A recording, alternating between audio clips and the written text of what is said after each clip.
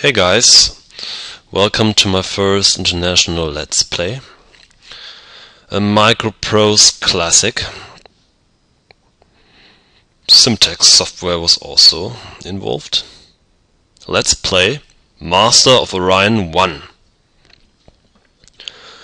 One of my favorite games of all times, and it's like a grandfather of all 4X space strategy games. It's a little bit, the graphics are a little bit outdated, as you can see, and it's a little bit older. Almost 2 decades ago it was published, but graphics don't matter for real nerds like me. Maybe you're also a real nerd. This game still challenges one's skill because it's like timeless in my opinion. Yeah, let's have a look on the basic menu. We can continue a game, which we won't do. We could load a save game, and we could start a new game and quit to DOS, of course. Let's start a new game. As you can see, the replay value is very high because every galaxy is created generically. Oh boy. We have 3 buttons or settings. Galaxy size. Galaxy could be small, medium, large or huge size. Then we can decide for the difficulty level. Simple, easy, average, hard, impossible. And how many other races we will face during the game, up from 1 to 5. Well, we could play with maximum settings, but huge galaxies are very huge, and that would take like days to finish, so I won't do that. I propose we start with a medium-sized galaxy. Medium size means we can settle a couple of planets before meeting our competitors, but the galaxy isn't too huge. Of course, we play on maximum difficulty. I'm very experienced with this game and with 5 opponents. Let's go on. The most important choice is, of course, the starting race. We have 10 races here with beautiful race pictures, as you can see. Yeah, I will not introduce every race one by one. We'll get to know them throughout the game. With 10 races, I will rule out 3 of them. I don't play as human because they are too powerful in the hands of an experienced player.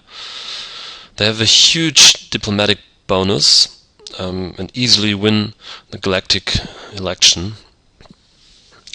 And that's like a stolen victory. We want to fight for our victory, right? And I will also rule out the Psilons, superior researchers. Tests are very important in this game, of course, and Psilons are the strongest researchers by far, and also in the hands of an experienced player, they're too powerful. And the third race I'll rule out are the Klakens.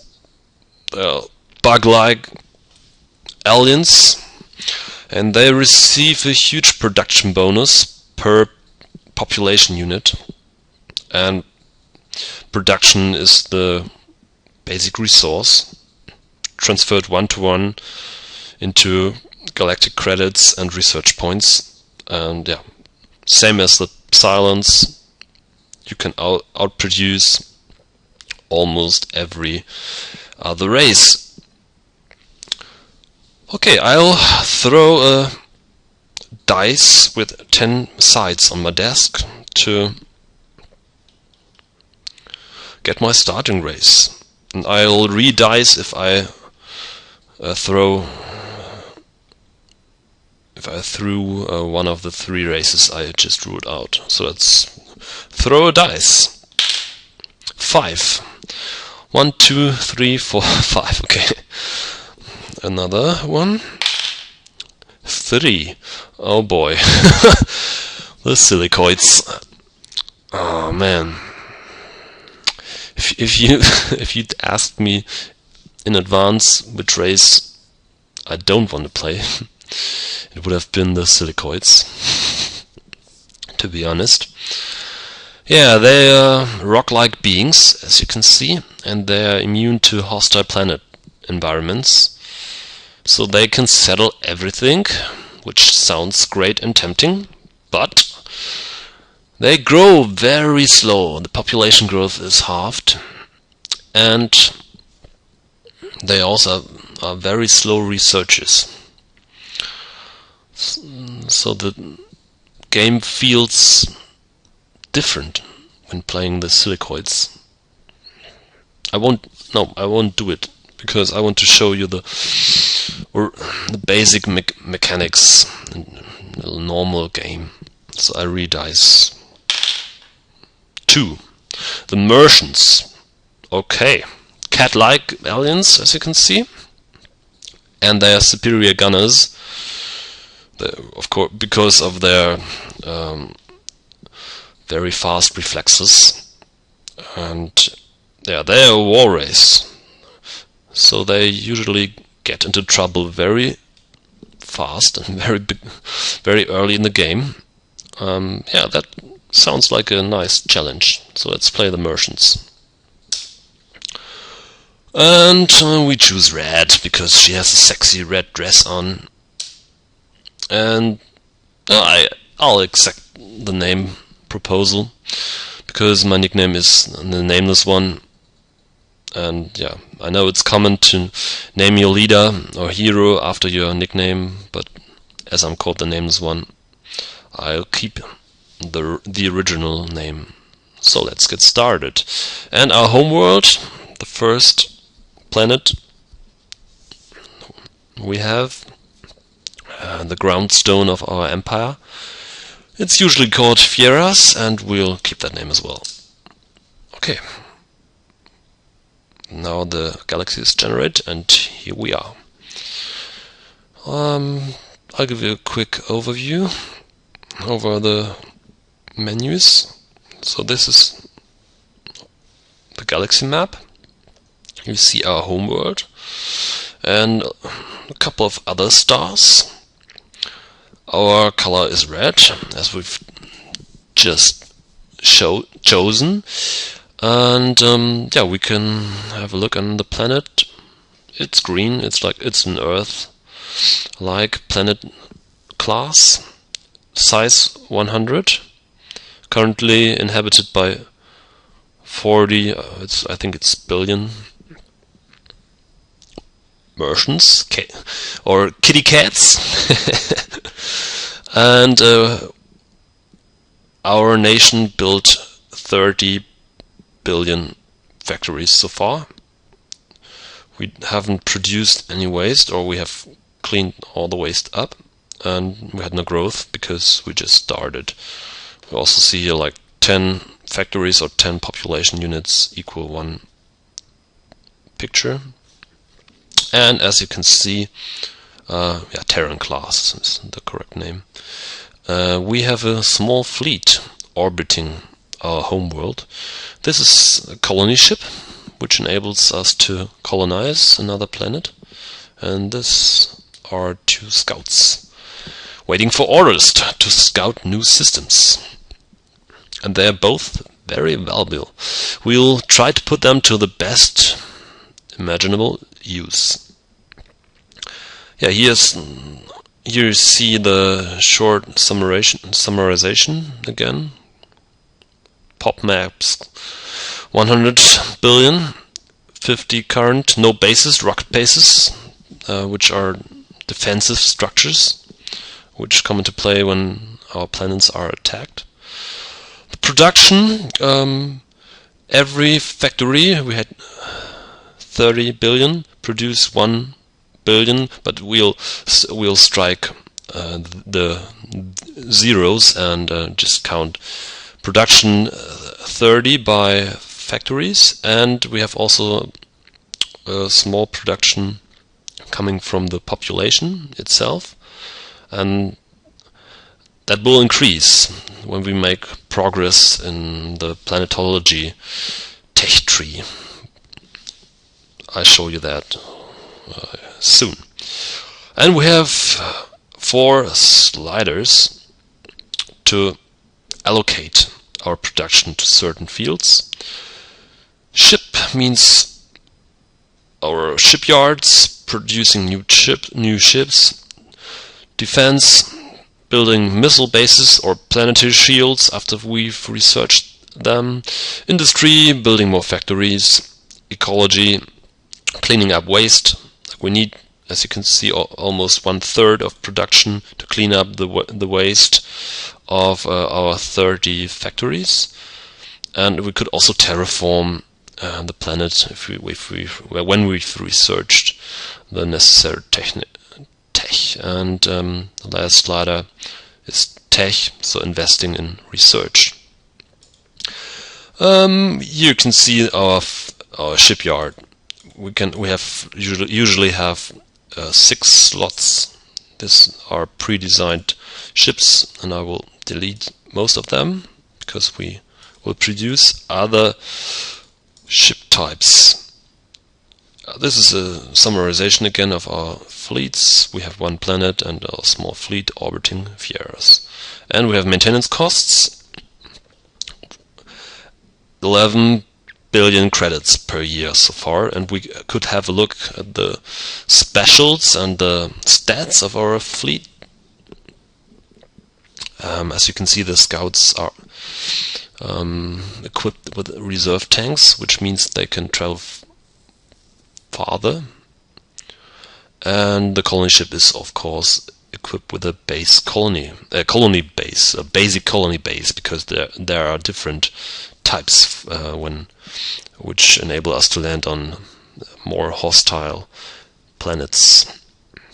We could scrap that and receive a part of the production costs in return, but we won't do that because it'll take a while to produce our first colony ship at Fieras. The game menu, saving, loading, and all that stuff. Designing new ships. We'll come back to that later. Fleet. In the fleet, we had just a fleet. We had a look at the fleet screen. Excuse me. Map. This is a strategic overview over the whole galaxy. I'll come back to that soon. Races. We have no contacts so far. We've made no contacts so far. As soon as we meet our competitors, they will be shown here, and we can contact their leader and trade with them and stuff like that, spy on them. Planets shows the list of our planets. We have just 1 planet. Spending cost, total income, galactic reserve, which is filled bit by bit if we due to certain circumstances. We'll see that later on. And the tech screen, very important. The one who stays in front of the tech race usually wins, because he can design We could design the best ships, the strongest ships, and defend its planet at best. Okay, we have 6 areas of research, as you can see: computer tech, construction, force fields, planetology, propulsion, and weapons. Computers. These are battle computers, missile jammers, and the so-called robotic controls. At the moment, one population unit, or 1 billion, as I should really say, can control 2 factories, one colonist controlling 2 factories, and by researching more advanced robot controls, we can control up to 7 factories per colonist unit. Construction tech. This is waste cleanup, armor, and also advanced like factory tests. So building new factories becomes cheaper. Force fields. Force fields for our ships and planet shields. Planetology. Also waste cleanup tests, terraforming tests, and more advanced colony bases, as mentioned before. So far we are only able to settle Terran and very fertile planets, but we'll discover other system types as well. Propulsion. We can research fuel cells, enlarging our travel radius.